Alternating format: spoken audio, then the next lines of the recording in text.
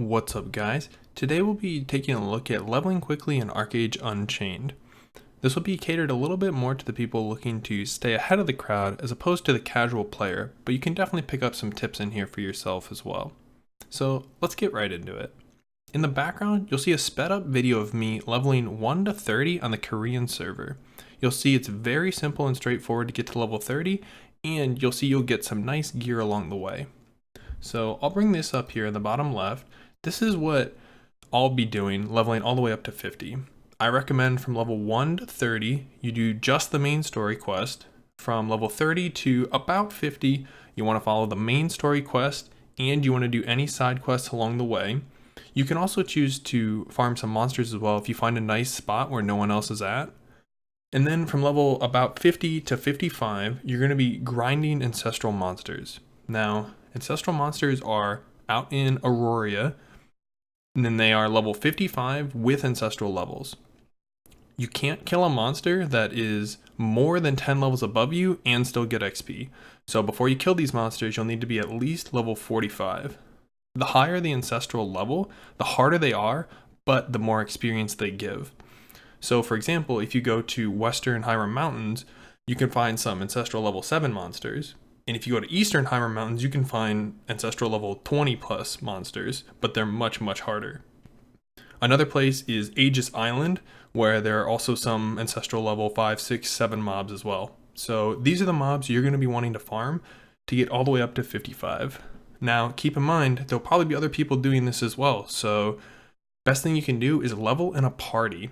It'll not only speed up your quests, but you'll be able to take on and kill monsters just as fast, if not quicker, than by yourself.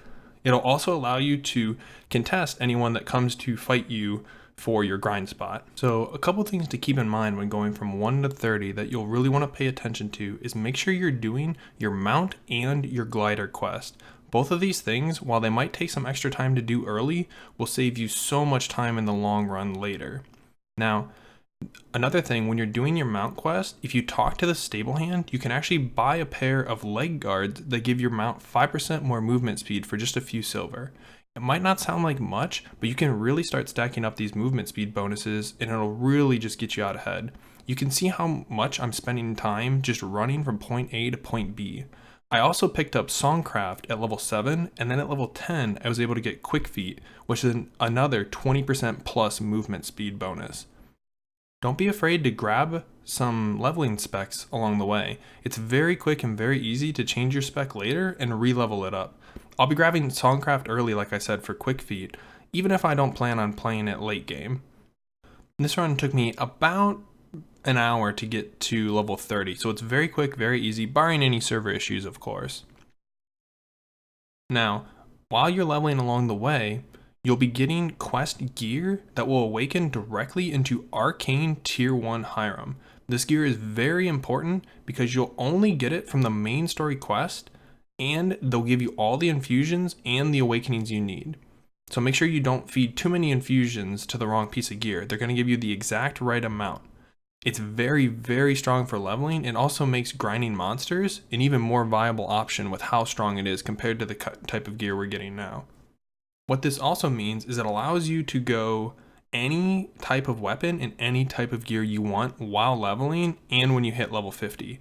So if you want to be a mage and plate with a scepter and a shield, you can do that. Now, one other thing to keep in mind is when you get to Halcyona, there's a certain quest you need to look out for. It's at the very beginning of the zone. It doesn't have a normal quest marker above the quest giver's head. It is a green sprout. It looks like a little plant or a little flower. This quest is very important because it will lead you into the quest that will give you your 8x8 plot of land, and it'll open up your donkey quest, and that will lead into your 16x16. So make sure you grab this as soon as you get into Halcyona and you're following the quest line. It'll take you through each of the zones as well, and it'll give you a large amount of XP, along with teaching you how to do alchemy and showing you how the proficiencies work, while giving you some nice potions along the way as well. These are just a few tips that will help you stay ahead of everyone else while leveling. The biggest reason you'll want to stay ahead is there are a couple quests on each faction in each race where there'll be a bottleneck for everyone, meaning only one person can complete the quest at a time. And if you get stuck behind someone and people don't want to wait in line for their turn, you're going to be stuck there for a long time. So if you're trying to quickly level, you want to make sure you're getting out ahead of everyone and using some of these tips to stay ahead for sure. So make sure you pick some classes that'll help you level quickly. Make sure you're in a group at all times if you can from level 1. I'd get in a group immediately and just try to get ahead of everyone else as fast as you can. If you want to learn more or learn some more in-depth tips, make sure you keep your eyes out for any more videos I'll put out, and come check me out on twitch.tv/Karth_WS. But until next time, I'll see you guys later.